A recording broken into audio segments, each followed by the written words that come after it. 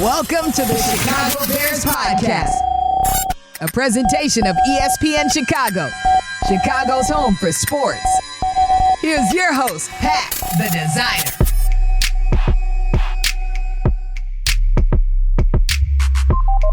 Bear down, Bears fans. Another edition of the Chicago Bears Podcast coming your way. Pat, the designer, Courtney Cronin. We got interesting connections between the Chicago Bears and Jim Harbaugh to get into, and just more on this interesting game plan. As you watch the All-22 more and more, you really just go, okay, Luke Getsy, what the heck is going on here? All that more in today's episode of the Chicago Bears Podcast. Hit that like button, subscribe to the page, leave that 5-star review. Y'all know what to do. Courtney, how are you? It's nice to have a bye week. It always comes late. It seems the last couple of years, the Bears had the week 14 bye last year. They have the week 13 bye this year. It's good for the team to go into the bye week with a win, but there still are a ton of questions about like what this team's going to look like coming out of the bye and how they can figure things out offensively so you can actually, score a touchdown when you face Detroit next on December 10th. When you get 8 turnovers in 2 weeks and you come away with 13 points off of that, it's not a good look. What's a Courtney Cronin bye week look like? What is your weekend been filled with? It's a lot of like catching up, and it's a lot of, I do our MVP file for ESPN.com. So that was like a big thing I had to do yesterday.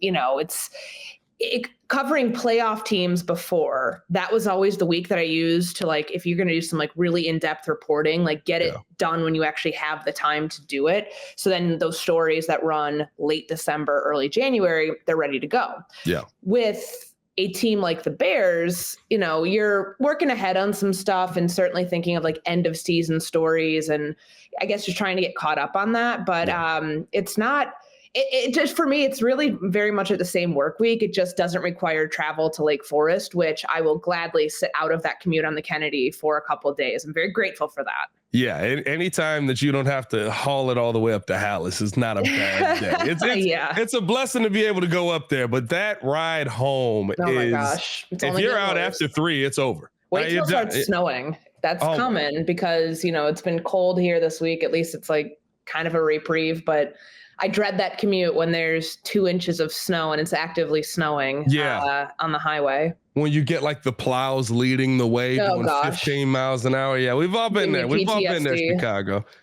Oh, well, I want to start off here, Courtney, because I think that this was very interesting to hear from Diana Rossini yesterday, who was on with Colin Cowherd and made a connection to Jim Harbaugh that I think a lot of Bears fans want, but a lot of Bears fans, I feel like, are surprised because of the relationship that we had heard about with Kevin Warren, basically saying that the Bears are connected to Harbaugh. He would be somebody that, they're trying to get feelers on and see where he's going, but that he's already, drawing the interest of NFL teams. What are you hearing on this? Where are the Bears if a coaching change were to be made? Is Jim Harbaugh the leading candidate right now? I understand why the ties have been made because he played here. He came in 1987 after the Super Bowl.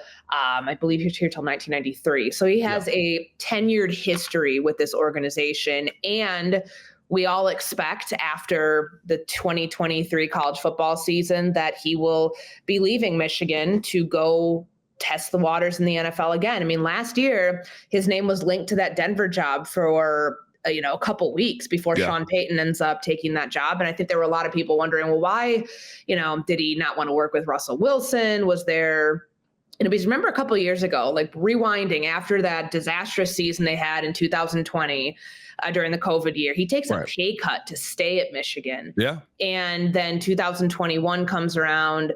After that season, he interviews with the Minnesota Vikings. I was covering that at the time, and it was just like a really weird thing. Like, was he promised the job and he thought he was going to get it? And then the Brian Flores lawsuit comes out and the Vikings are like, oh, no. Like, we had him in, but he's, we're not doing this. And then they end up hiring Kevin O'Connell.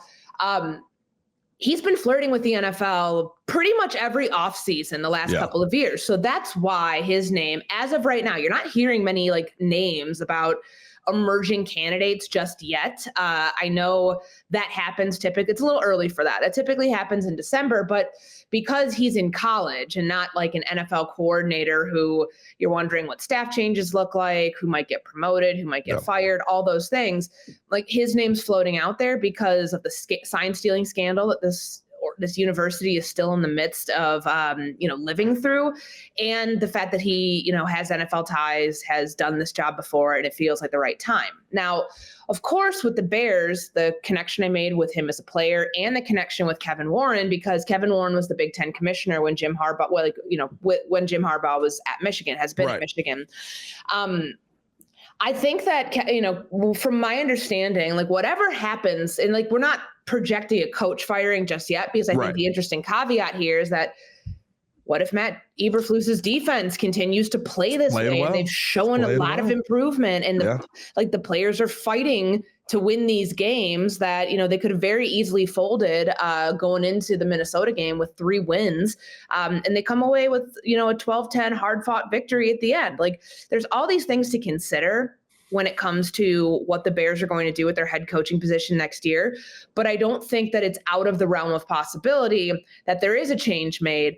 I personally have a hard time believing it's Jim Harbaugh for a litany of reasons. And I think some of those reasons start with, the expectation of what he would want here with salary, all those things, a place like the Bears where he has familiarity. Would the McCaskey family, if they are willing to make a change, be willing to meet the financial demands first and foremost of a coach like Jim Harbaugh, who has been to a Super Bowl before with the San Francisco 49ers, who has won at this level?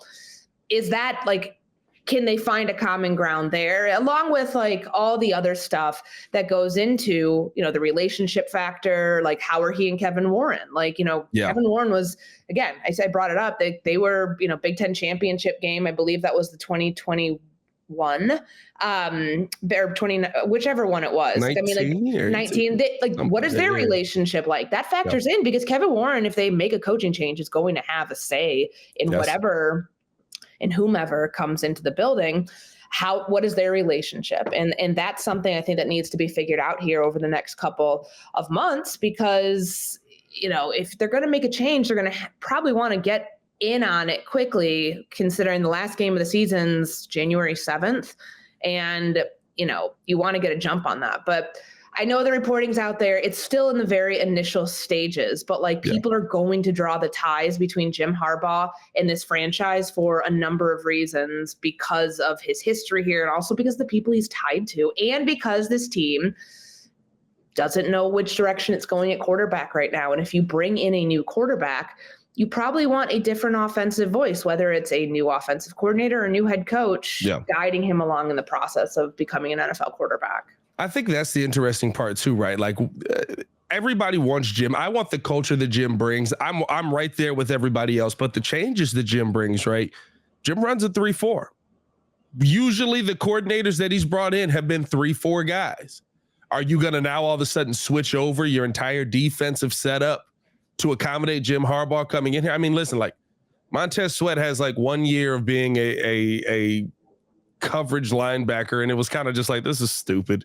What are we doing here? You know what I mean? It's not something that you want to see him do. And I don't want the whole, we're going to force a square peg into a round hole mindset here. I love the culture Jim brings. I would love to see Jim Harbaugh here, but I do think some things would have to change as far as what the norms are for Jim Harbaugh.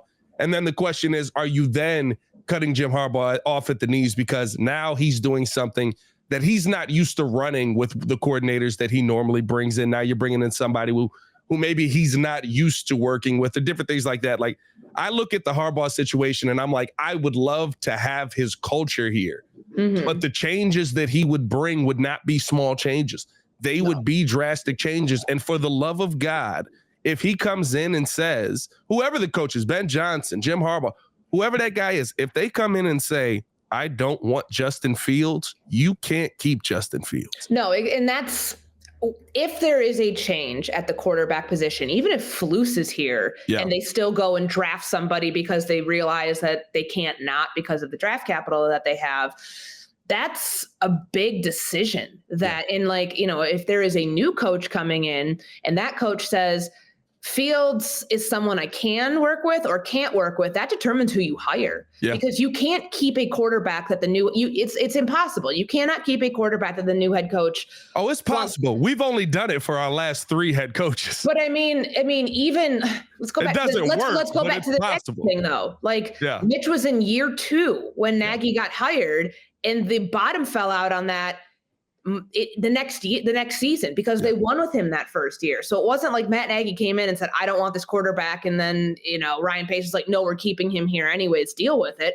It didn't come until the following year that there was like this complete divorce and they got forced through the final, 2 seasons of him through the COVID year. And then they ended up, with Andy Dalton and Nick Foles first and foremost. But it just, you don't take a job. Like, that's why I think when we go back to the Denver situation, I don't get the vibe that Jim Harbaugh, who was in the NFC West when Russ was coming up through Seattle, I don't get the vibe that he felt that he could work with him and fix that. I really do. And that's part of the reason, because we know that Denver pays. We know that Denver is willing to shell out money. They're the richest ownership group in the NFL. So money was never a concern about any of that. To me, it came down to the quarterback that, was still there. And one that they were not willing to move on from last year because they had just traded for him and sent a boatload of resources out the door to go get Russell Wilson. Jim Harbaugh might have looked at that and said, I don't see this as a fixable thing. I see this as more of a headache than something I can work through. And he's obviously a very, very impressive coach from what he's done throughout his time in college and throughout his time in the NFL. But there's a lot of ego and emotion involved in that. And if, a lot of coaches, it's my way or the highway. It has to work with my guys that I want there. Otherwise, it's not going to work because I can't see my plan through with someone else. So when you take all of that, and you think about Justin Fields or let's say Caleb Williams, if he feels strongly about what he's going to feel strongly, hypothesizing here, the Jim Harbaugh thing, about one or the other, you have to make the decision to go with the quarterback that he wants. And if he says, hey, Justin Fields is not my quarterback in the NFL, you have to trade him. And you have to do it pretty quickly. And it's not a slight to Justin, right? Like, I still think that Justin would go on to some other team and be successful wherever he ends up landing. When you try to force pieces together, it almost never works. I mean, like, you sit there and look at, I would say even the Brian Flores situation when he was down in Miami, right? Like, he didn't want Tua. They lost the draft pick because the ownership group was trying to do everything to move on from Tua. And then you see a Mike McDaniels who looked at Tua's game and went, no, I can fix that. He's just got to do this. Like, stop doing that and we'll block for him and he'll be fine. And all of a sudden, he looks like one of the best quarterbacks in the NFL. I think that is something, and you mentioned something there, right? Like, a lot of these coaches go into it where it's my way or the highway.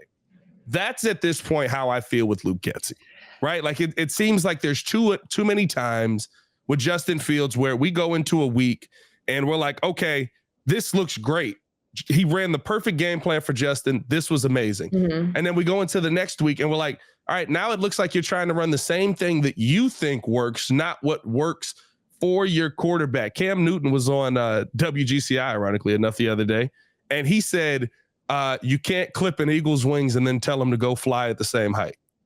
And that's a lot of times how it feels to me. This Bears team treats Justin Fields, especially against the blitz. Could we see a situation where the Bears hold on to Flus, but say he might have to go? We might need somebody who's more willing to coach Justin for the player he is. Yes. And let me first back up on one thing that you mentioned before talking about Getsy. A coach like Jim Harbaugh has done this before. He's not desperate. Like, and the word desperate maybe is a little strong, but he's not, oh man, I have to take any coach opening that's out there if I want to go to the NFL. He could sit out a year and come to the NFL. He has that clout because he built that up in San Francisco and he did a damn good job of it. Someone like a Ben Johnson or any younger coach or first-time head coach, they're not going to have that same sort of carte blanche to call the shots on everything. So that's something to consider too. If there is a change at head coach, what we start hearing, who we start hearing those names to be, because if you have people who haven't done it before, the front office, ownership, they're going to have a little bit more say than like trying to go get the golden goose out there, which could be a Jim Harbaugh, where it's like, okay, like this guy brings a heavy pedigree with him. Like we've got to, make some concessions on what we want because you're going out and getting the best coach available versus somebody who has to prove themselves to be a head coach. So all of that said, and answering your question about Luke Getsy, I think a lot of it factors in the Bears defense. What happens in these final 5 games? Because they've gone from a year ago at this time, 32nd, 31st in run defense.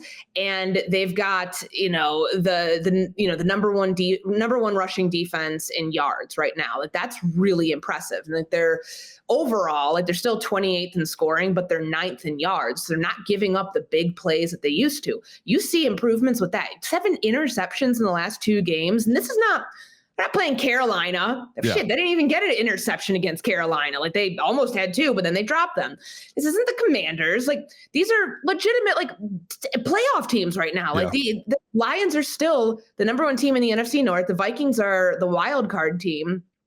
I know it's Josh Dobbs at quarterback, and who knows? He may not be the quarterback there when they come out of their bye week, but these are good teams that you're beating, like a Vikings team and coming close against the Lions. If they can beat the Lions, if they can, go forward and make even more improvements on defense. Yeah. And you're seeing guys fight for Flus. I know that there was that video going around of the short video, the one in the locker room. It was wild. Yeah. Marcus Walker's on his phone. It looked like guys weren't listening. I feel like he literally was tweeting out the bear down that we saw him. He might have been. On his Twitter. And I'll say it wasn't a great look. Like, when the coach is talking, you don't do those things. Like for anybody, you have to like pay attention. But I really think that like guys are fighting hard for Flus. And I know that sometimes the message seems like really convoluted and like it doesn't sound like there's like direction, but for him to guide this team through a shit show of a year, let's not sugarcoat it. This year's been hard. It's not where anybody expected this team to be. Like they were still going to be in a rebuild, but they expected them to be further along than this. Like guys are still playing for Matt Eberfleus. I know that he may not come across to the outside as, the type of leader that this team needs to go through the next stage of the rebuild, but clearly his players are still playing. And obviously they're playing for themselves too, playing for contracts, playing to stay in the NFL. That's important, but it's not like the message is lost on this team from this head coach to the players the way that you saw in Vegas where guys were just ready to punt Josh McDaniels out the door the first chance they had. Yeah. Like, these players here very clearly are still invested. And that's a reflection on the head coach that the front office, that ownership at the end of the season, no matter what the record is going to have to determine. Now, how that factors into whether Flus stays or goes. And I think that this win that they had will quiet for now some of the talk about Flus's job security, because to go on the road against a good division opponent and get a win, I know that it took 2 years for them to get an NFC North win under Flus. That's no small thing considering what this ownership group thinks of these NFC North rivalries. Like they clearly matter to the McCaskies. And I know like if they beat Green Bay in week 18, do not think that is that's small potatoes, because that matters to George McCaskey more than a lot of things, more than a winning record at the end because of where this team is right now. And those things could ultimately save Matt Eberflus's job. But to the point, I know I'm rambling here, but to the point of the offense, if the offense looks like it can't make the same sort of adjustments that Flus has made, where he's become more aggressive, he's used his personnel to dial up more exotic blitzes, pressure, stunts, all those things, and his defense is coming together. If you don't start seeing those same adjustments and that same level of growth from the offense, where it looks like, obviously they're not going to face a blitzing team as aggressive every as week again. But if if the conversation coming out of that game was, man, what the hell was that game plan and that routine? And you're thinking, okay, we're not seeing growth from Justin because we feel like he is handicapped by this offense. Yeah. Then that's a conversation that you may have about a changed offensive coordinator if they want to stay with Fields or if they go with Caleb Williams, because you haven't seen the growth to know, okay, the play calling's working and the quarterback's improving. Maybe it's a play caller issue. That's what I think too. I think that this is independent of, whatever quarterback they do with the quarterback decision is, right? Like Luke Getsy's game plan, I don't want to completely, like there's some people that are just like, this guy's a moron. Telling y'all watch the tape. There are parts that are genius. There are parts that set up amazing plays down the field. There are things that Luke Getsy does that are really, really good. But I think that there's a theme in Chicago sports and coaching right now where I have a great game plan on paper. When somebody changes what they do on the paper, what they're supposed to do, I don't have a counter for that. Luke Getsy's answer for the blitz was the screen pass. Now, to that same effect, your players got to play better in those moments as well. That's still a conversation. Justin Fields' 2 fumbles are unacceptable. That screen pass to Darnell Mooney on the right side where Equanimeous St. Brown basically just says, I'm not going to block on this play. Which is wild because that's the reason he's playing. It's the only reason he's out there, right? Like a good blocker. That would have been a touchdown. That is a moment. Darnell Mooney had nothing but green grass in front of him if Equanimeous just blocks it. There are a multitude of people there that have to do better. But when I see Luke Getsy, I don't care if it's Caleb Williams, Drake May, Bo Nix, whoever the Chicago Bears have, Justin Fields, if he's still here next year. The fact that you can't counter when another coach says, oh, they're running screen passes when we blitz, be prepared for that, and they won't be able to have as much success with this, and you have no answer for that. You don't have Lance Briggs doesn't even coach, and he gave me 4 different things the Chicago Bears could do on Tuesday's podcast. Like, that tells me that there's a disconnect with, okay, I can get us to here, but I can't get us to that next step that keeps us at a high performing offense. I think that's what you have to look at the last couple of weeks. Those opening drives, they're on the script. That's 15 to 20 plays that you have. And I know what happened on the opening drive. Cairo misses the field goal. Right. He shouldn't have been put in that position because they were dominating just, time of possession, the whole thing. Yeah. And then in Detroit, they go down, they score. Like, a lot of coaches really struggle when you get in the play from behind, get back on track part of your call sheet. That's when you're in like 2nd and long, 3rd and long, and you have to change what you're doing up front with protection. And you feel like, okay, if these guys can't block that long, these players are going to fail. And it shrinks your call sheet. Like, I'm not telling you anything you don't already know, but it'd be short-sighted to say that like that's an easy thing for a lot of coaches to overcome. We've seen the NFL this year and the product, and you've heard how people talk about these mediocre teams. It is hard for a lot of coaches to adjust because your personnel has to be able to carry out what you are asking them to do. Yeah. And oftentimes you see play callers say, I can't adjust to the things that play to their strengths in those moments. So we have to, because it's the only thing you can do. We have to go off of what I'm already doing and hope that it's going to, you continue it. It's going to, break through. The stat that I tweeted out that had a lot of people like, on the fire Getsy train and how up in arms they were about the whole thing. So that final drive, so Fields' first 9 drives, he was blitzed on all of them. Not every single drop back, but like he was blitzed on all of them. The final drive, he was not. So the first 9 drives, numbers like less than 1 air yard per completion. He was 1 of 3 passing for 10 plus air yards. So that's why he couldn't get the ball to go deep. But like they also weren't calling any slants. Like slants, hitches, those sorts of things are. I don't remember the last time we saw a slant called here in Chicago. No, and that's how you beat the blitz. And I think that even Getsy knows that. I mean, Getsy knows that. Everybody knows that. But then the final drive, they didn't blitz him on 5 dropbacks there. 17.5 air yards per completion. He went 2 of 2 passing for 10 plus air yards. That culminated with the DJ Moore 36-yard catch to get them in field goal range.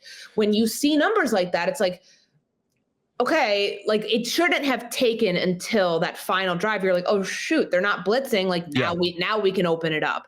That felt like a moment where you saw, okay, the harness was taken off Justin Fields in that last moment. And wow, look how effective the passing game can be. You don't want to get to that point where it's like, oh, it's because of what the team did that we're playing.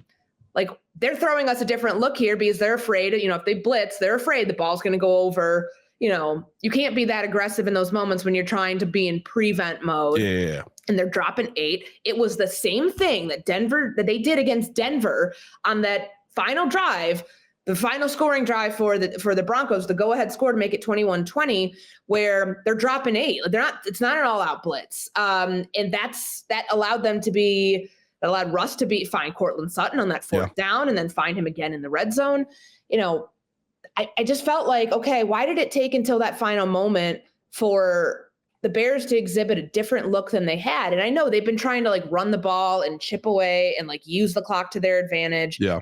And that's fine, but it shouldn't have come at the cost of not doing that at other points in the game. And that's where I think Luke Getsy will have to answer for that by seeing those adjustments happen starting with the Detroit game, because you think about a common theme, different opponent, but like when they played Detroit the previous week, 3 really good quarters of football. Obviously, they need to score points off turnovers, and that's gonna factor into this decision too about who's calling offensive plays, who's designing the offense, head coach, the whole thing, because this offense has to capitalize off the gifts that they're getting routinely now from this defense, because those extra possessions, you've got to score on those. And that's more of a look where Flus, not saying this is just kind of like how I envision it. It's like Flus can stand and look, my defense is doing its job. It's getting the takeaways. It's getting the turnovers.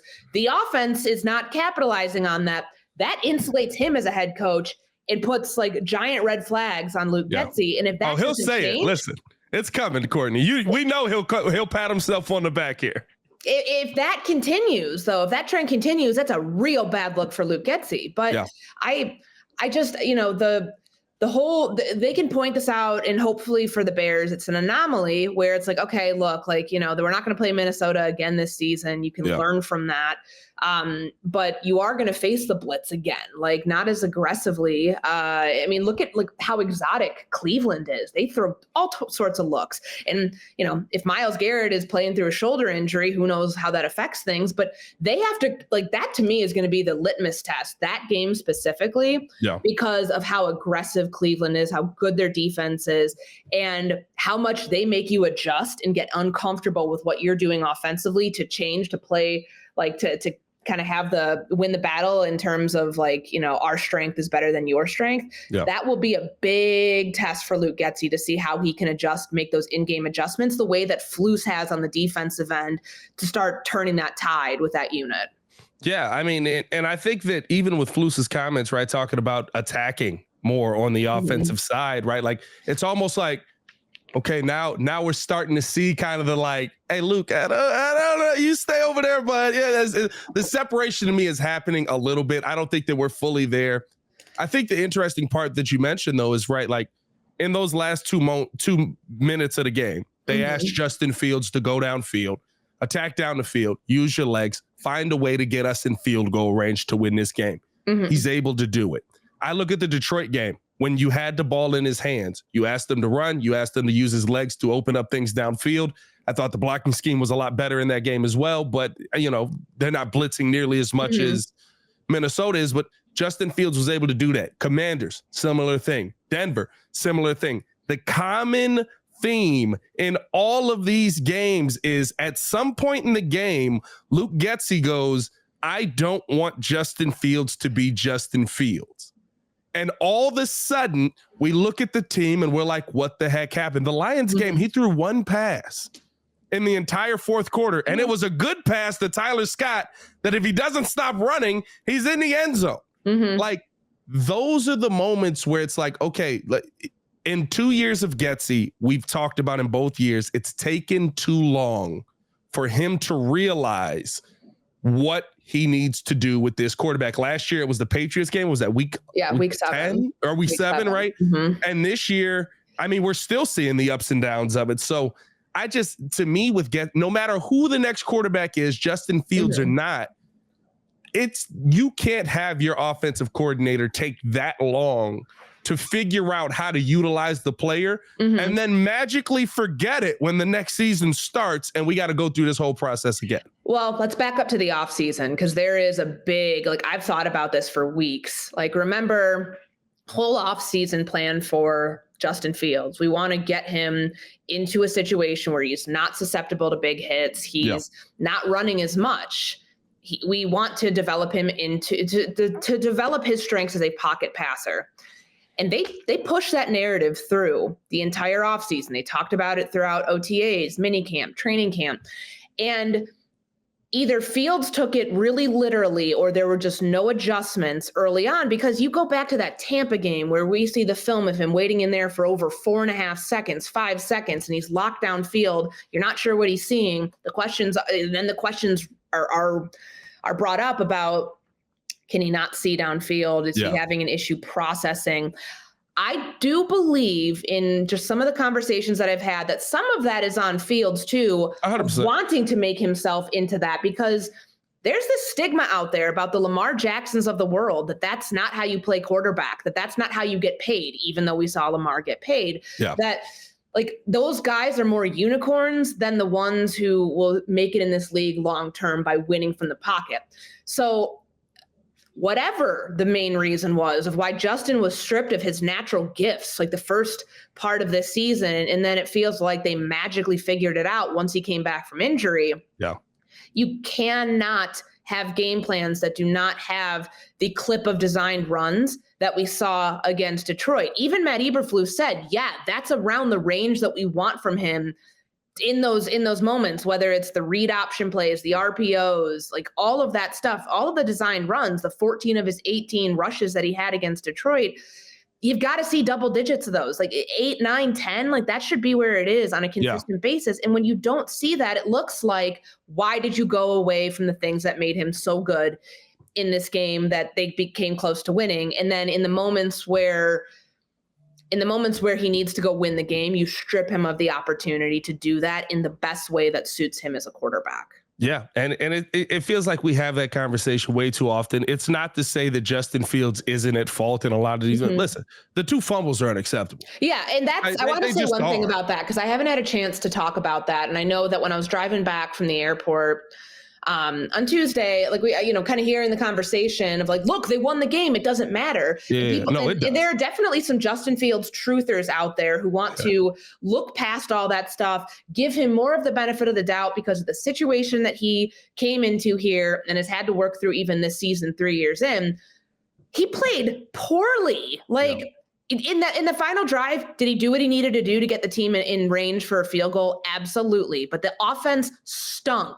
That was not a good game plan. That was not a good execution from, everything up until the final drive. Right. He came through with a fourth quarter drive in a comeback win that gives him the confidence going forward that, hey, I can do this. And that, to me, when you look at what this game means, because right now it should not mean much in terms of the evaluation, just in a vacuum of okay, no one's looking at this game, Pat, and saying, man, they won. Justin Fields led a fourth quarter drive. Keep him for next year. Yeah. But if that's the starting point of seeing these moments pop up over the course of the next 5 games, then the conversation shifts to, okay, he can do it on a routine basis. Because until we start seeing that happen regularly, everyone watching a Bears game is going to hold their breath if this team is trailing in the fourth quarter. Is leading in the fourth quarter. Leading in the fourth quarter. You see the 4-minute offense, 2-minute offense, and you're going to be wondering, can Justin Fields close it out? Because we have not routinely seen that. In the fumbles, you cannot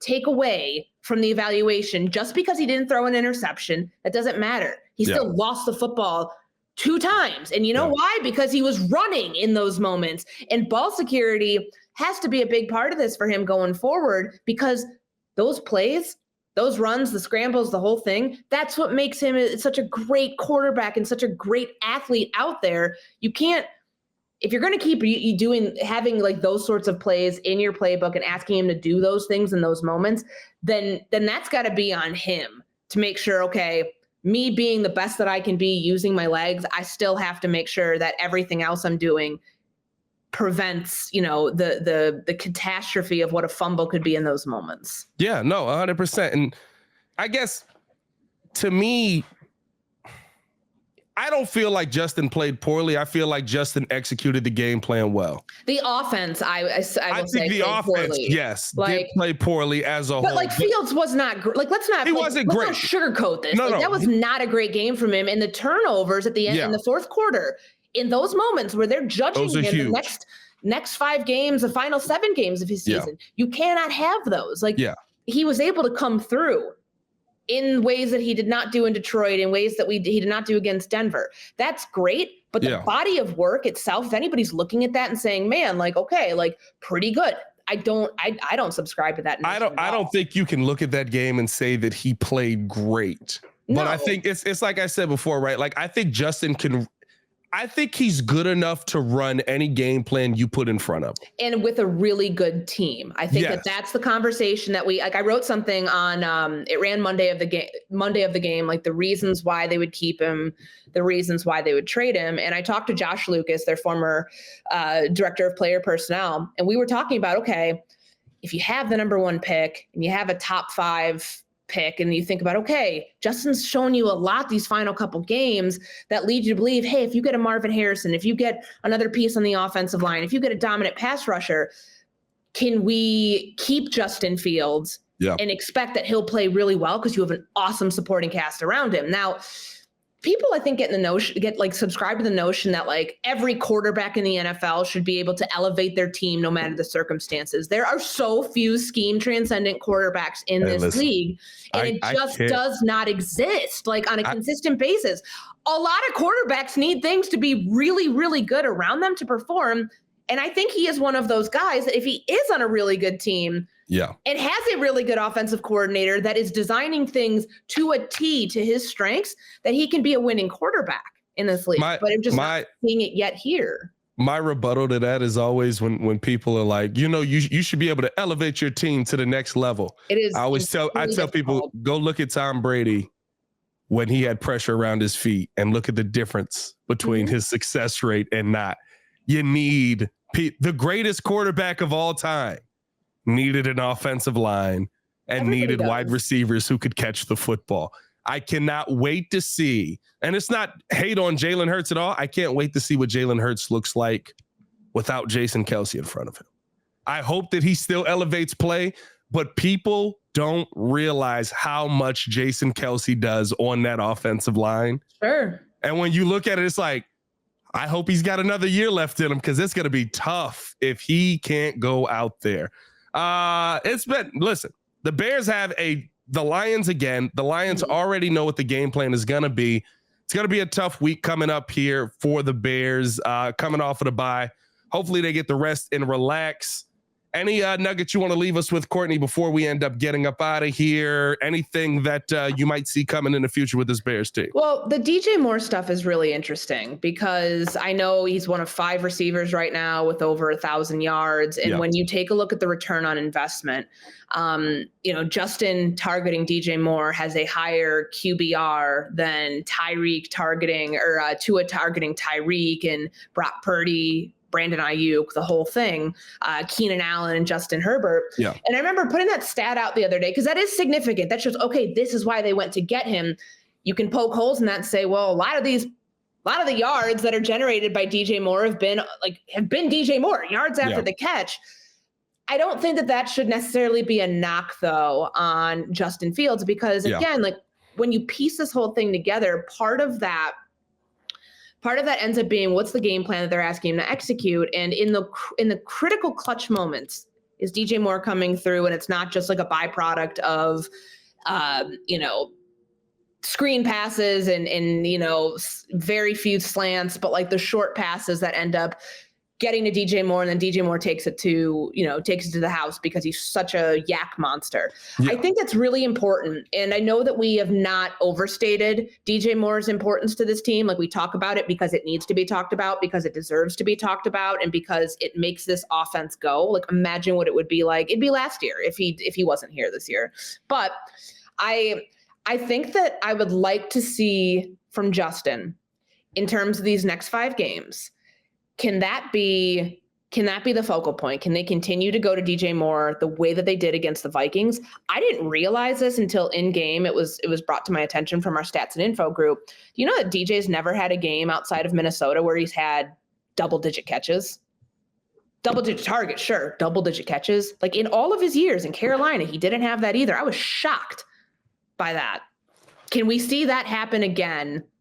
Detroit and then going forward. That's insane. Like double-digit targets. Like I had to read that stat multiple times to be like, wait, am I seeing this correctly? That's insane. But it was his first game. What did he finish with? He had like 11 catches. He had 11 in the last game, I believe. And like, yeah, he had 11 catches, 114 yards. That's insane. Isn't that wild when you think about like all the years wild because he got there in 2018? Like he's never had double-digit catches in a game. Targets, yes, but that's wild to me to think about. It's wild because it's not like he's underperforming by catching 8 footballs.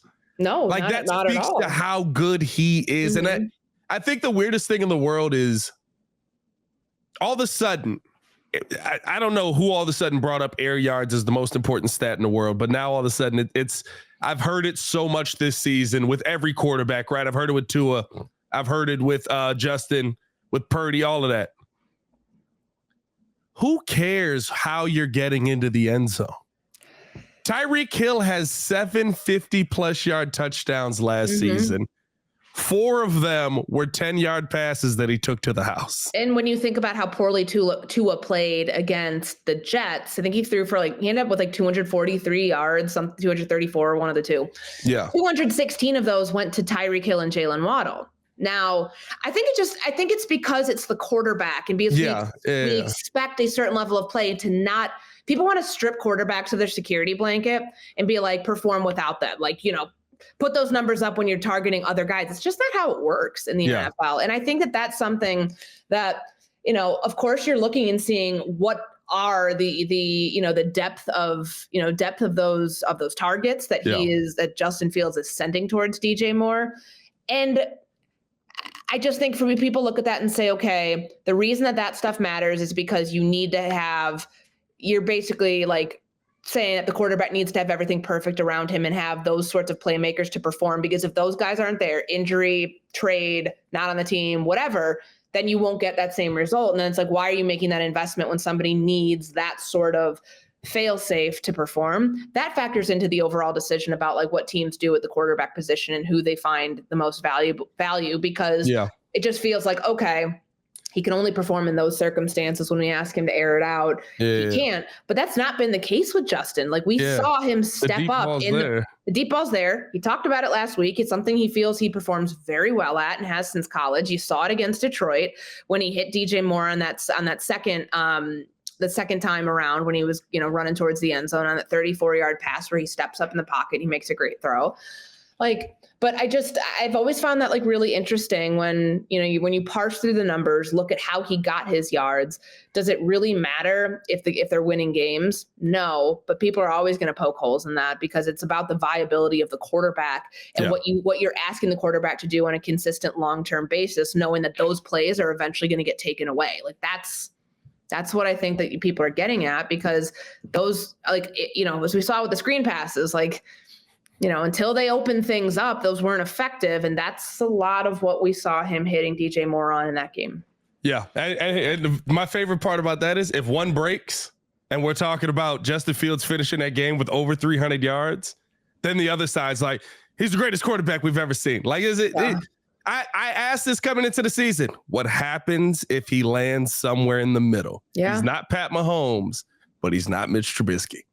So makes the evaluation even harder if that's the case. Listen, if he was Pat Mahomes, it would definitely make it easier for everybody to be on his side. But hey, it is what it is. We'll see what this Detroit game brings after the bye week. We'll be back tomorrow.